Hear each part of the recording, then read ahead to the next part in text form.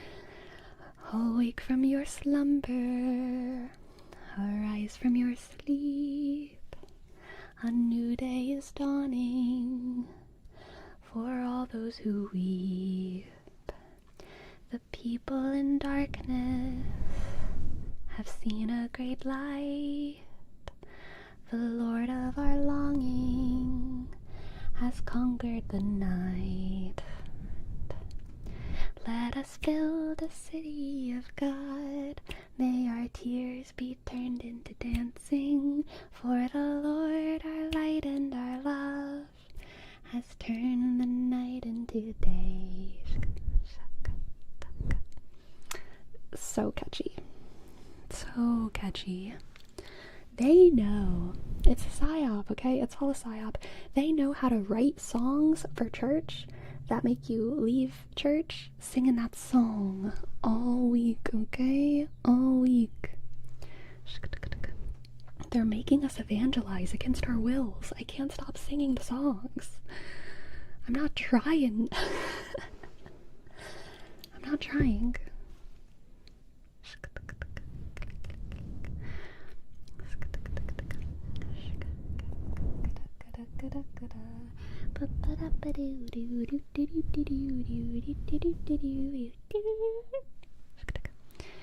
That's a less pleasant song, isn't it?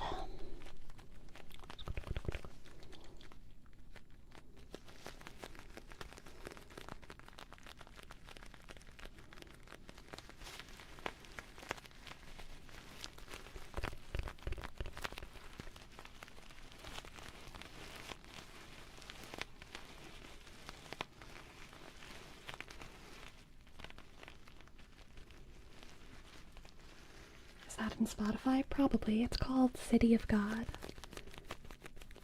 I'm pretty sure it's called City of God. Let us build a city of God. Yeah. What are your thoughts on Revelations? Crazy book. Interesting book. Do you have a favorite church song? I love the Prayer of St. Francis. The tune is a little bit boring, but I really just like the Prayer of St. Francis as a prayer, and it is a song, so I really like that. And then I really like Here I Am, Lord. That one's a bop.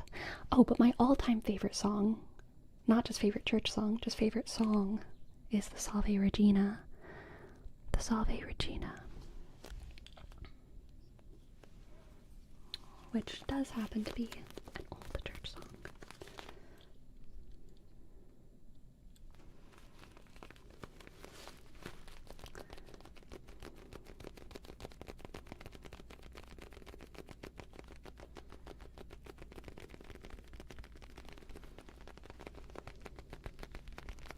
I like the sticky sound too.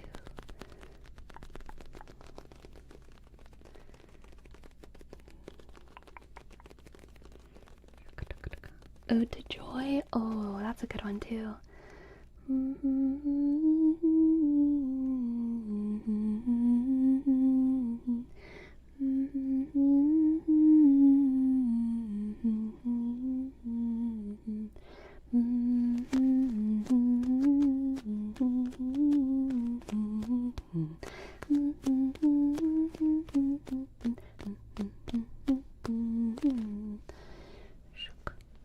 That song, coincidentally, will be featured in the next Brain Rot Bambi video, which is already recorded.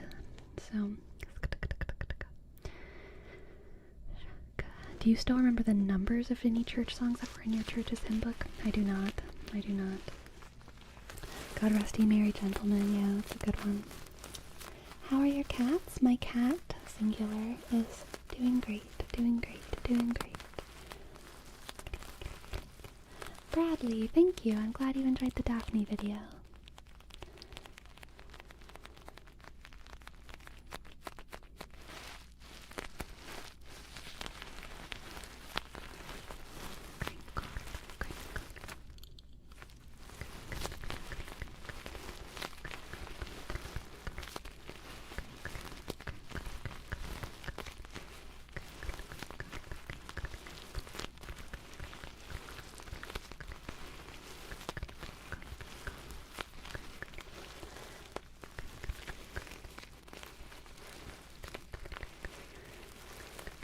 I love your eye makeup. Thank you so much.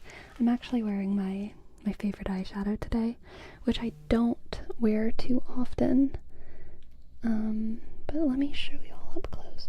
It's just one eyeshadow, but it is like an iridescent glitter that kind of shifts from red to blue. I don't know how well y'all can see. It's hard for me to see what y'all see, but you can see it on that eye more just at this angle. But it is just like one eyeshadow, but I'm a fan.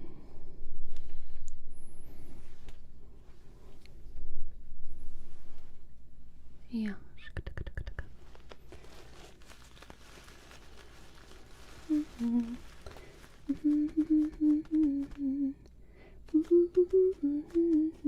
I'm always curious about this. How often do you wipe your glasses? Oh, I don't even think about it. Oh my god, that's like asking me how many times I touch my face. I don't know. They're too connected. I'm too much of an android. I wipe them when they need to be wiped. Probably multiple times a day, but I literally don't know. How many times do I do anything that I do? I have no idea.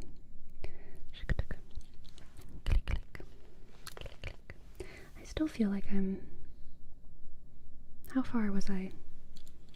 Now I feel too far. Something like that. Something like that. I have not watched Heated Rivalry. It hasn't been sold to me well. Everyone who tries to sell it to me just talks about how like erotic it is, and that's just not a good way to sell anything to me. I'm sure it's very impressive in its eroticism, but I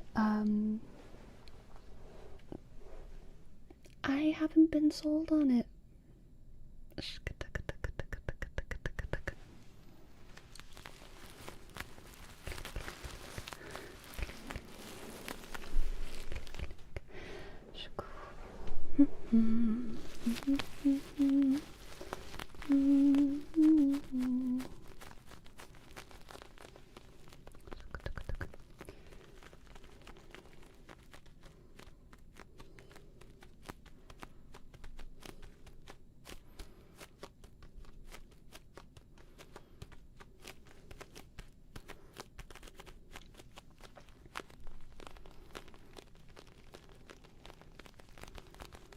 Have you read Crescent City? No, I have not. I honestly haven't read too much fiction lately. Fiction, fantasy. Yeah. The only one that I've really even been trying to read recently is Iron Gold, the first book in the second arc of the Red Rising series. But I am only like 20 pages in or something. I'm on a nonfiction kick right now.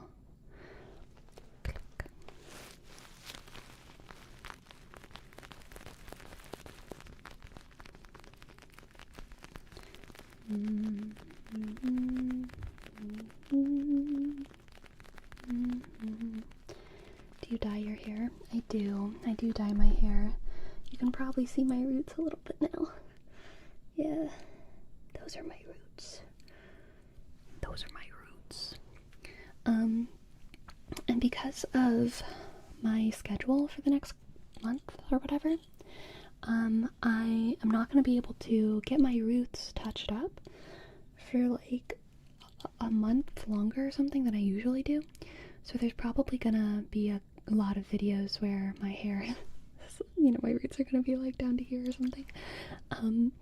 But I'm thinking about the next time I dye my hair about going a touch more red. I'm not sure. Your natural hair is more brown. My natural hair just pisses everyone off, okay?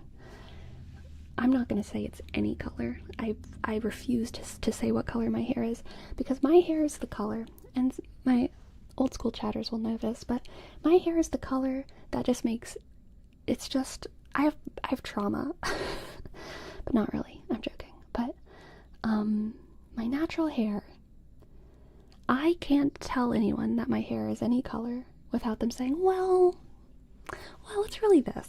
Well, it's actually this.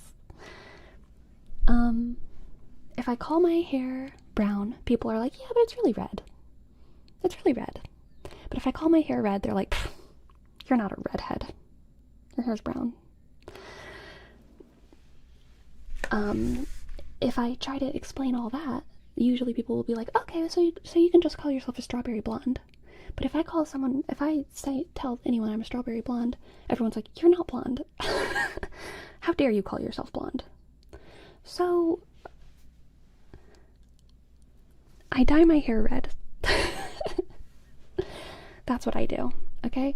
And my natural color is auburn. I think rough, tough Tonka's got the stuff. I think that's probably the best description. It's probably auburn, but people don't like that either. And it happens literally every single time. Usually whenever you audition for a show, a theater show, you have to write in your hair color and your height and your eye color, right? That's normal. Even in auditions, sometimes the director, the stage manager, they don't even say hi to me. All they do when I walk in is argue with me about the color that I wrote down on the paper, and as opposed to the color that I put in real life. I'll put brown hair on the paper, and I'll come in real life and they'll be like, oh, we were expecting you to have brown hair. Or I'll put auburn hair, and they'll be like, I was wondering what color hair you would have since you put auburn on here. I think it's really more brown.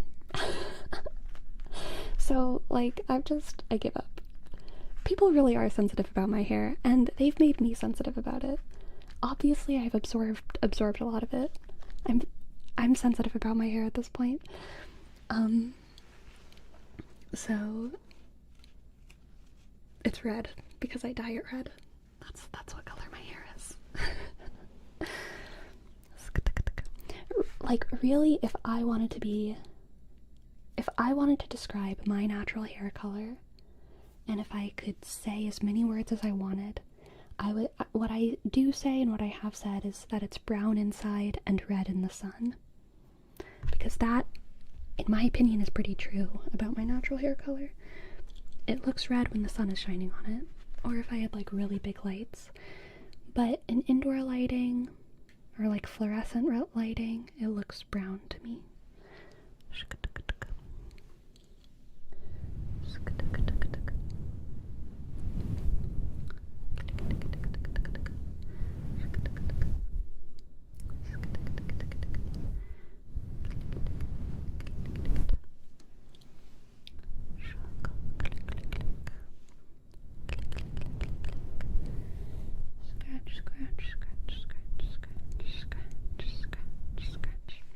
I also grew up with my mom really telling me like, oh, you have the red hair of your grandmother, but my grandmother has always dyed her hair red.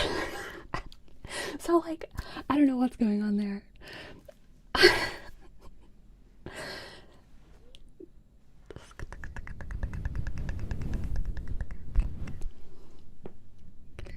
You dye your hair red like your grandmother. Yeah, I think that's really what's going on. Color theory is interesting. I agree.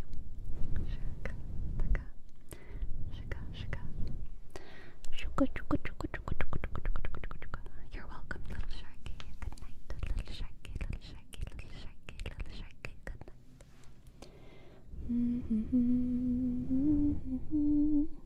You look blonde in my monitor.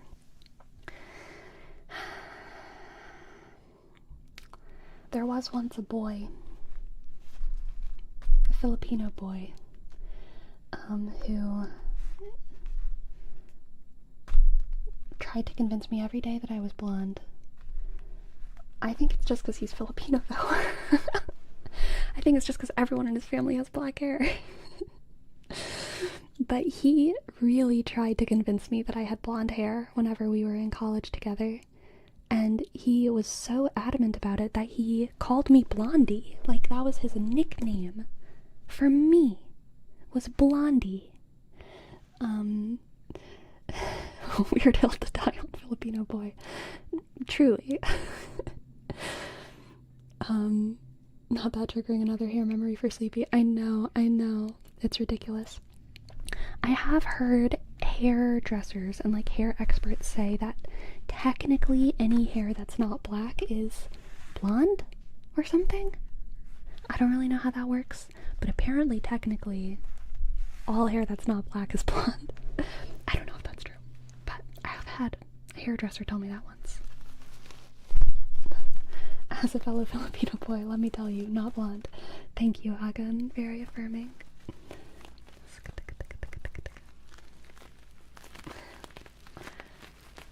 Hope you feel relaxed with hair PTSD. I feel much more relaxed now that I am a dyed red hair, a non-controversial redhead.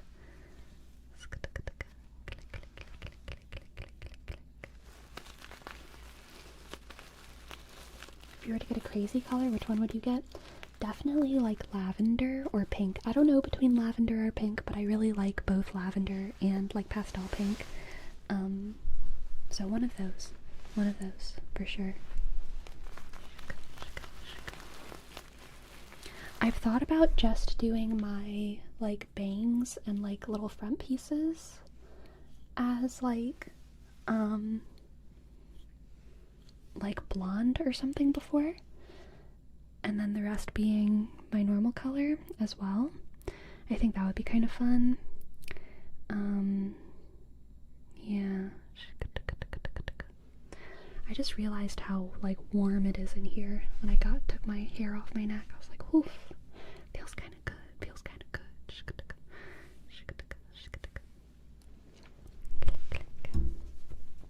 It also really depends on your lighting setup. So just switch up your lighting every time and really mess with people.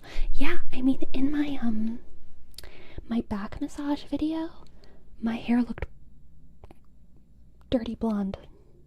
And it was this exact same color. And that was just because I was sitting so close to my lights, I think. But it looked very golden dirty blonde. And that was weird for me to edit. I was like, whoa. I know what the Filipino boy was talking about now.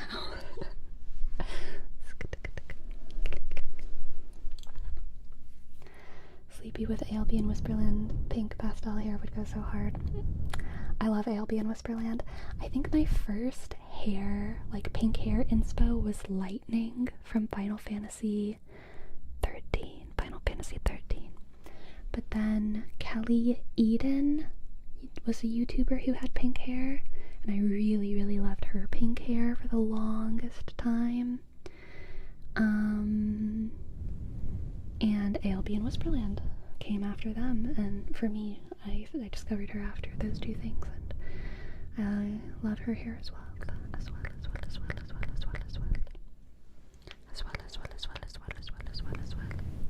Your knowledge in astrology is so deep that I think you can BS me with anything if you study it enough. That has nothing to do with how much I've studied astrology, and everything to do with the fact that I'm a Virgo Sun Sagittarius Moon, okay? We're the experts at convincing people of our bullshit. Because we get really excited about it, and we're pretty good communicators.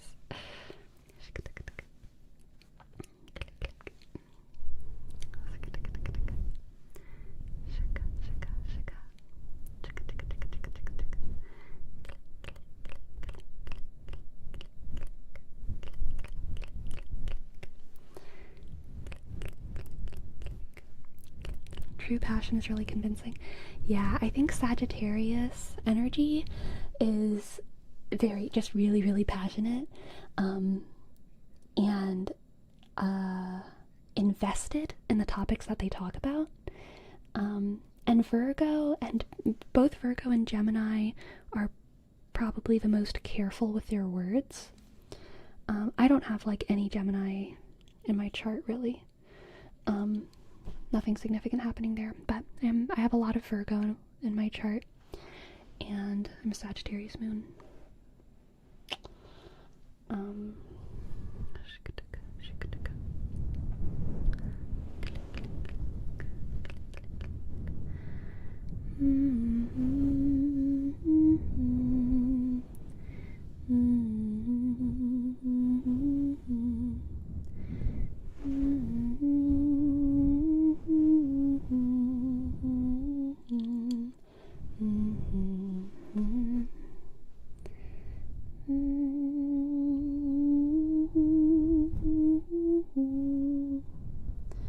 come Libra doesn't have an animal like the other signs? That's actually discussed among astrologers as like one of the interesting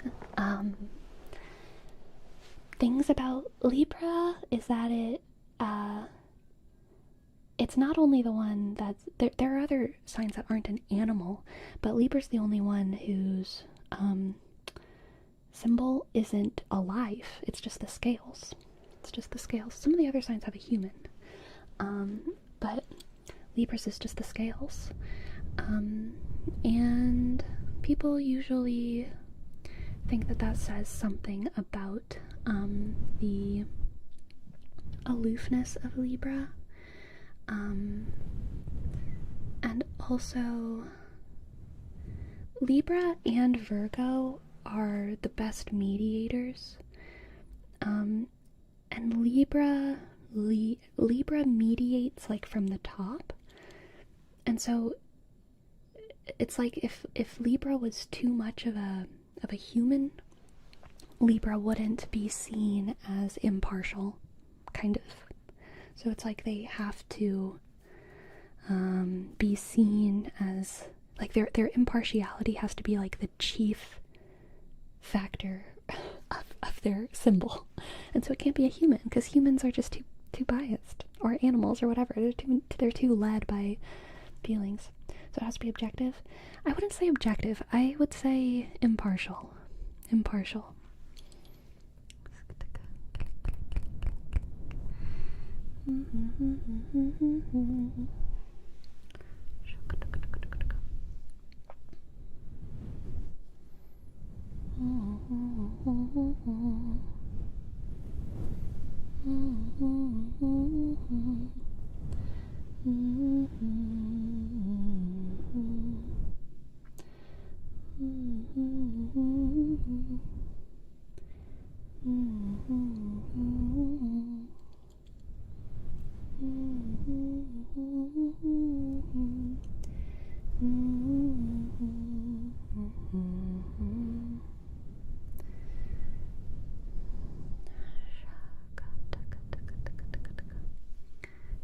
There's no need to overthink it so much. People looked at the stars randomly assigning what they look like.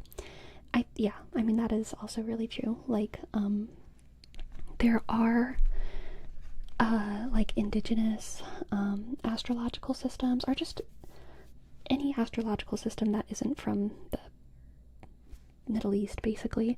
And they used oftentimes the same points in the sky to talk about whatever they were talking about astrologically, but they saw different shapes in them. You know what I mean? Ink blot test, how different people see different things. So they had very different like names or like images for what they were talking about, but a lot of the associations with that chunk of the sky, in like the spiritual sense, were the same.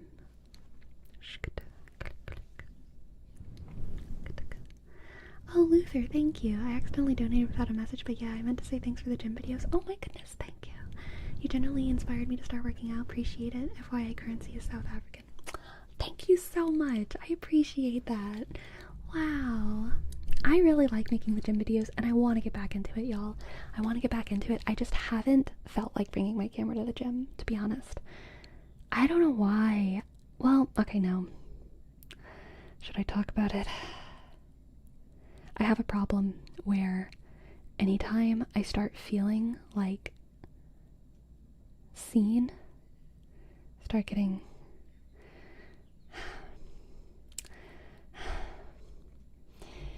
there was like a trainer at the gym and I had like a free session with them, and I don't like that they've just like their presence in the gym now makes me feel like I'm being watched, because and it's my problem, okay? They're a fine person and they're doing their job, but it's why I don't do group fitness, and why, because like for me, going to the gym is a relaxing, introspective experience. It's very me, and I don't like feeling like at any point there could be someone who comes up to me and like tries to start a conversation with me. I am okay with having conversations in the gym randomly, but I don't like the like tie that almost guarantees that this trainer is going to come up to me and try to talk to me about something, because it makes me like constantly aware of like his direction when I'm at the gym. Like, oh, he's over there, oh, he's over there, oh, he's over there, he's over there, because I feel like he's gonna come up to me and like try to sell me some shit, because that's what trainers do at the gym.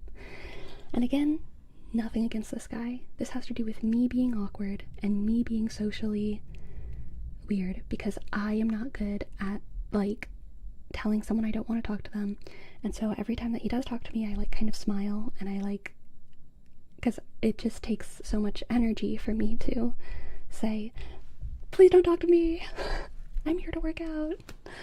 So this is like, I really don't want, you know, anyone to think that this guy's doing anything bad, but I feel weird now because of this. I had like 2 training sessions that were free, and so I'm probably gonna start going to a different gym. And I've learned my lesson. Never gonna do any kind of personal training, even if it's free. I'm never gonna talk to anyone, and it's fine. It's gonna be fine. But until I do that, I don't really want to be filming at the gym. So that's what's happening. That's what's happening. Oh, what do you think of astrogeography? I've heard it called astrocartography, but I think it's like the same thing. I think it's very interesting. I know extraordinarily little, and it's very advanced and like complicated. But I think it's very interesting. I have so much more basic astrology to learn though before I'm learning in that specific direction.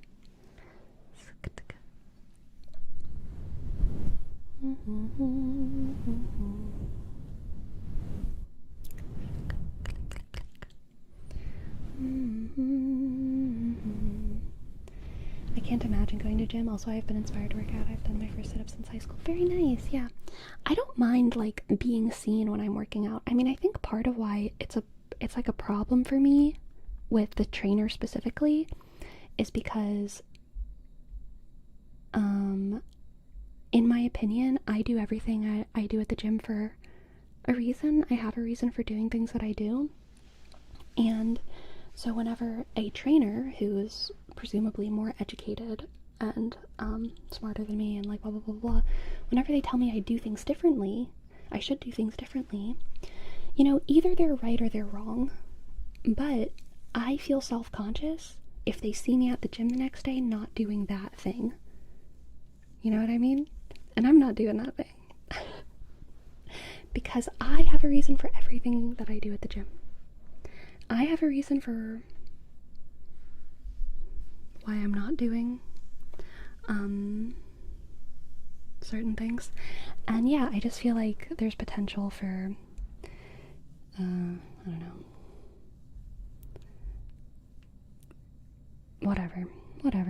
Whatever's going on in his brain. I don't want to be responsible. Oh gosh, no, that's totally it. Oh my gosh, I figured it out. I don't like being responsible for things going on in other people's brains like that. You know?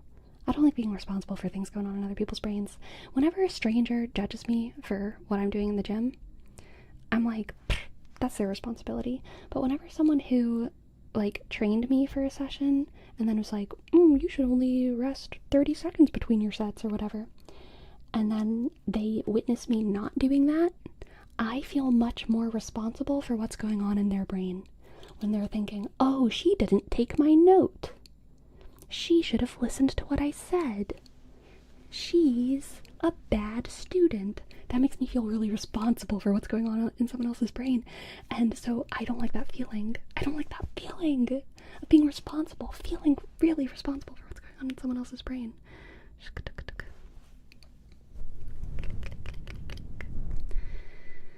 And that's it. I think that's it. I think I figured it out.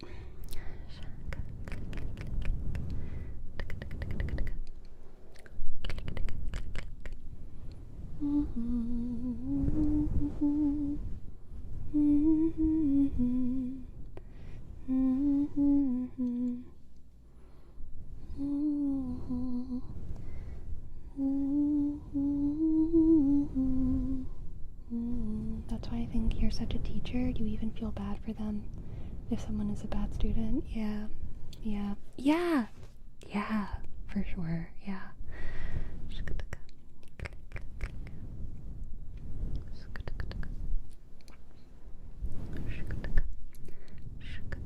Thank you for your sub extensely. Thank you.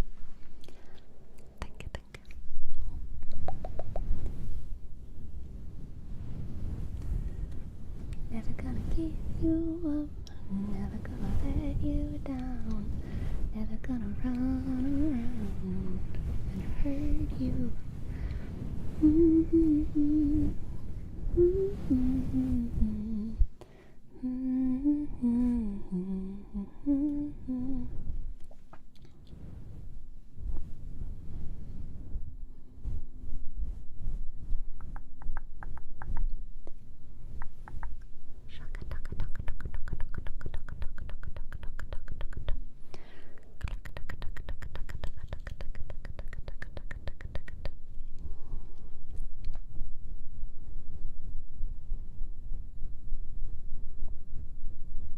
Do you know any Beatles songs to hum? I was not a Beatles kid. I don't think I know any Beatles songs off the top of my head. Nope.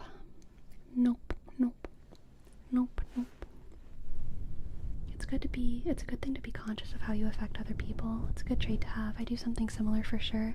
I just like bothering people for things I want and not need. Yeah.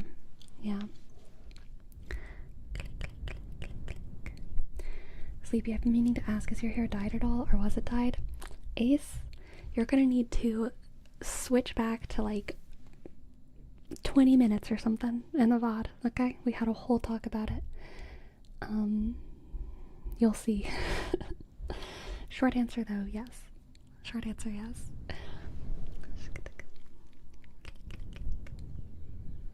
Oh, here comes the sun. Da-da-da-da. That one? I know that one. Leland Cars, yes.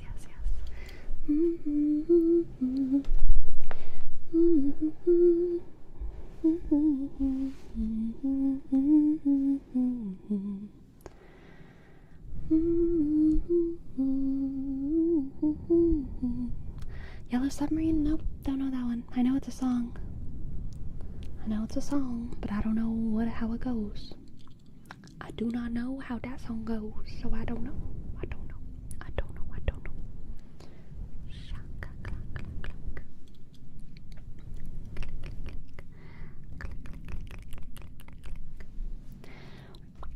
I want to do some more of this.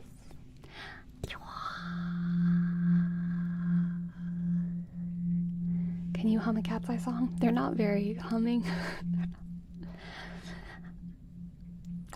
They're not very good humming songs. I'm not the perfect example of someone ready to handle the kind of party required to go to fully inspired by.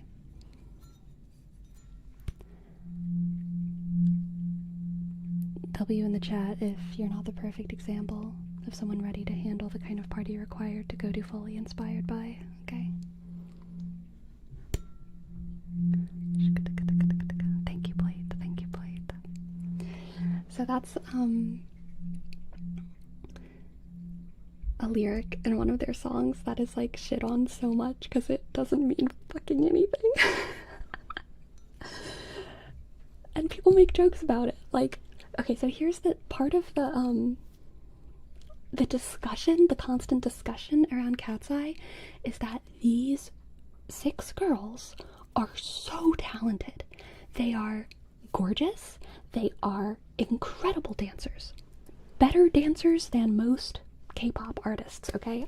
I'll say it. Not that they're K-pop, okay? But they are trained in a K-pop style, and because they feed themselves, they generally have more energy than a lot of other K-pop groups. And so their dancing, their performances are incredible. Their singing voices are very good, especially considering the fact that they are dancing as much as they are. And some of them have, like, absolutely, they could be like solo singing artists, right? although some of them, it seems like their vocals are a little bit more inconsistent, but they're dancing, so like, we forgive. I forgive. We forgive. But they have, it seems, zero creative control, and their management is a collaboration between the groups Hybe and Geffen. Geffen is a big US group, what do you call them, label, and Hybe is like one of the biggest Korean management groups, labels.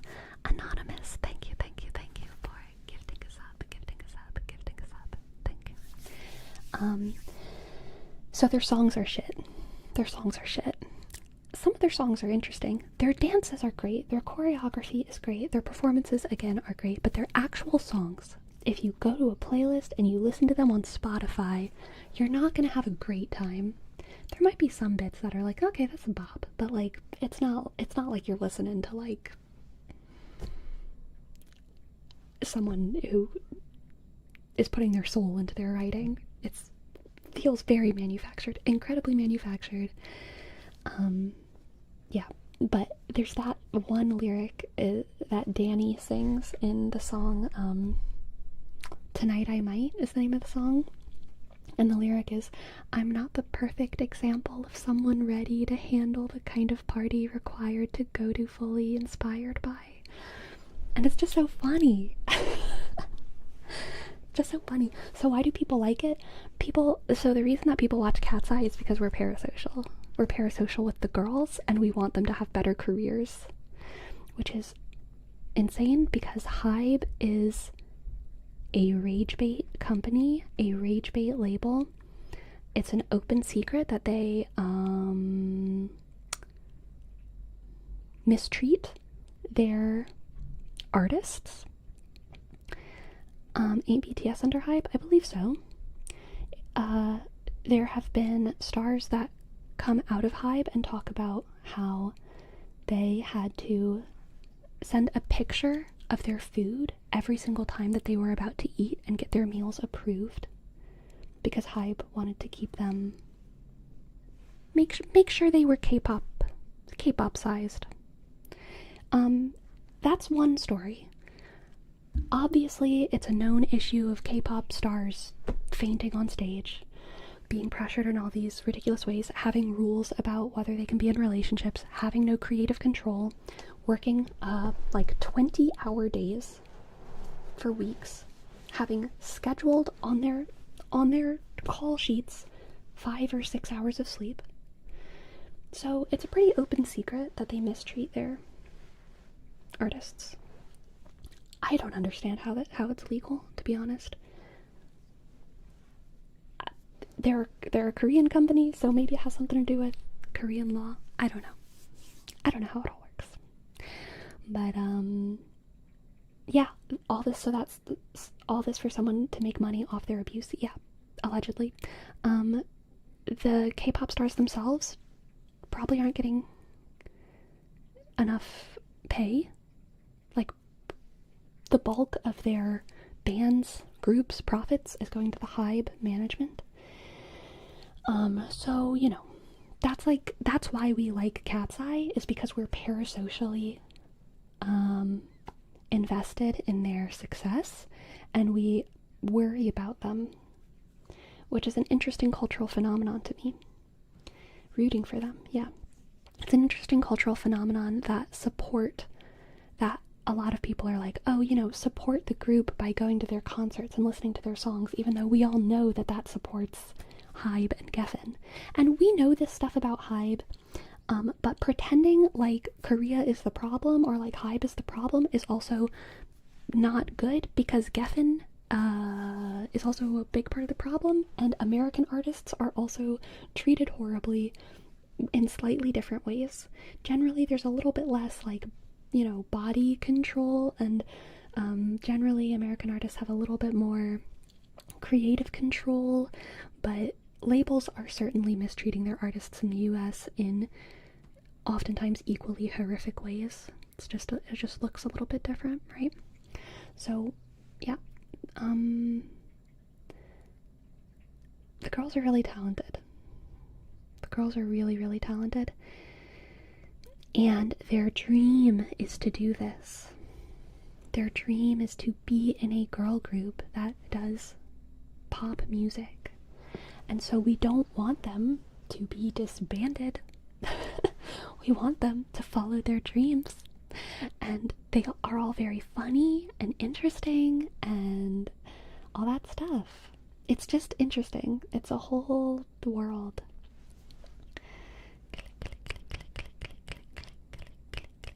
Some people suffer for their success though, and if they do, does it discount their dream if this is the only path forward? Think of what special forces teams have to suffer through to achieve their success. I don't agree with, of course, the civilians being forced to suffer this way. So, yeah, people do suffer for their dreams. I think the thing is, though, that these girls, for this dream, they don't have to. And the assumption for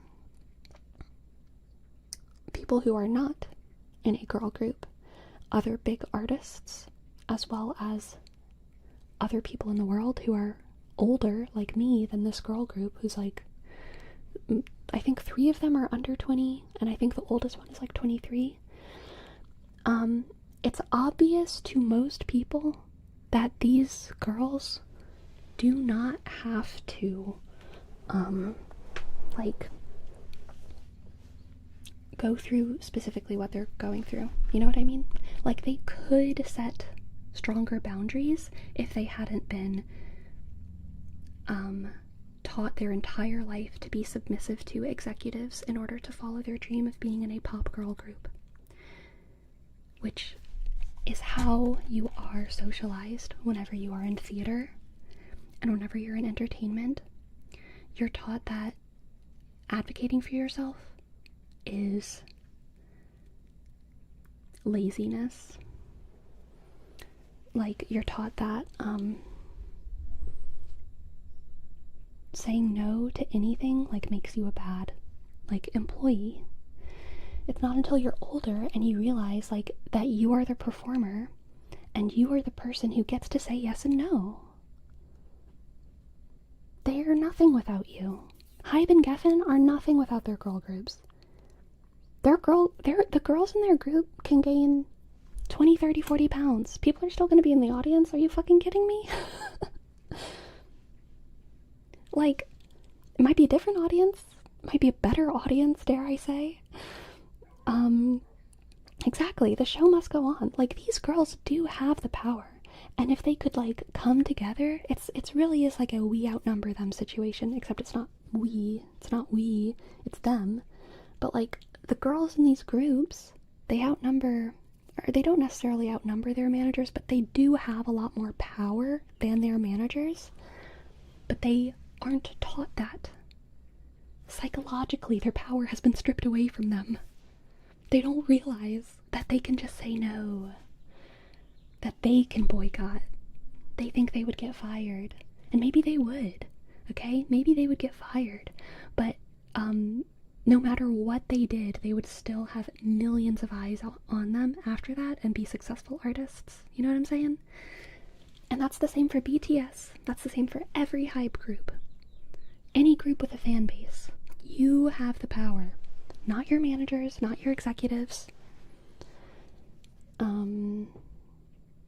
It might not feel that way, but it's true. It's just true. And it would be hard. It wouldn't be easy. I'm not saying it would be easy for any of these groups to do that. It would be kind of like if YouTube started trying to heavily shut down my channel or whatever. That would suck, and it would be really, really hard. And I would struggle probably for a while, maybe forever, but I would just make content on another platform. I would figure it out, you know what I mean? And I know that there would be at least some amount of my audience that would follow me, and it would be a slow growth process again. And that's true for everyone. We don't need to be as afraid as they want us to be. We just don't.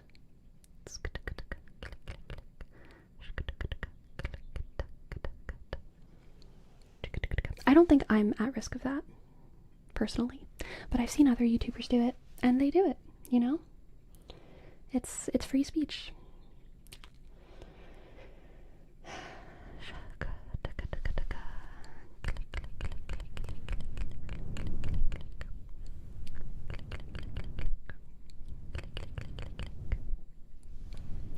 ASMR artists have a strange relationship with YouTube. That's true. I think I'm much less likely to be a victim of censorship and much more likely to be a victim of just like the algorithm changing drastically. Like if if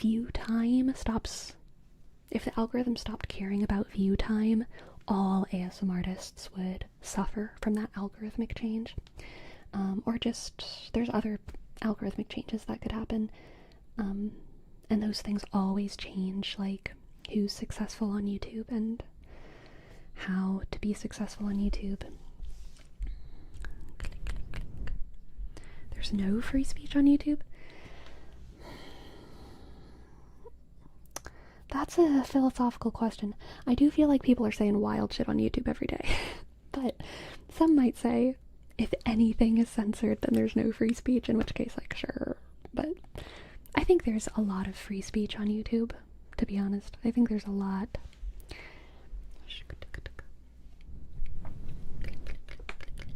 YouTube also has horrid issues of clickbait ASMR. I don't think that's just an ASMR thing. I think that's an everything thing. Everything.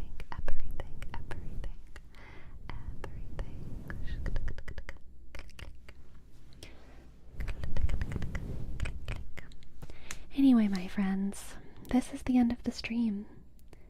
We've made it to 6 p.m. Sometimes the word death has to be censored. We just gotta use the Hamlet word, okay? Self-slaughter. Very good and dramatic. Hulkzilla, thank you. Thank you so much for gifting 10 subs. Thank you.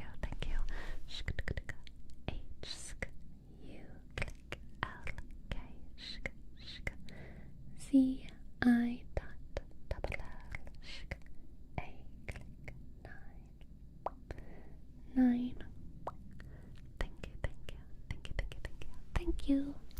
Thank you very much. Alright, let's see if Swoozie is ready for a raid. I think the plan is again to raid Swoozie if they're streaming. And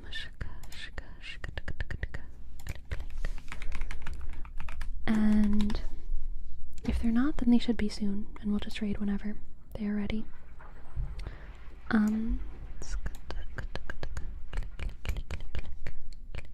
Looks like they're not streaming yet. Looks like their title is there though. So I don't know. We'll see. Oh, Kildove! Thank you. Thank you for your donos. What's the schedule going to be like? Any different from season 2? The schedule is no schedule. For season 3, there is no schedule, so turn on your notifications. It might be mornings, it might be nights, it might be weekends, it might be weekdays, it might be underground, it might be Australian, okay?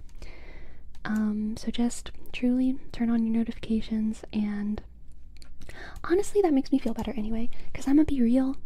I don't want anyone, like, scheduling their week around making it to my stream. You know what I mean? I just want y'all to come here whenever you see that I'm streaming and you want to see it. You know what I mean? Like, that's way nicer for me to hold on my soul. Otherwise, I feel too much pressure to like make really good content. You know what I mean? Because I keep saying that. Everyone knows what I mean.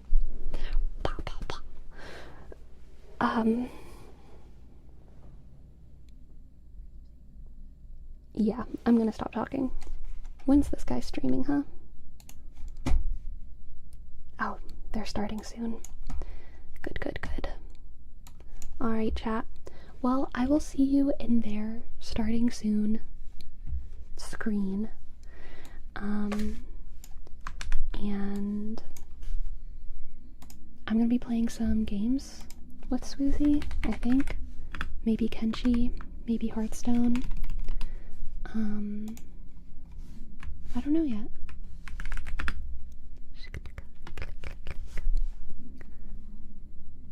Oh, I did that wrong. Let's try that one. Oh, no, I also did that one wrong. Let's try that one. I think that should work now.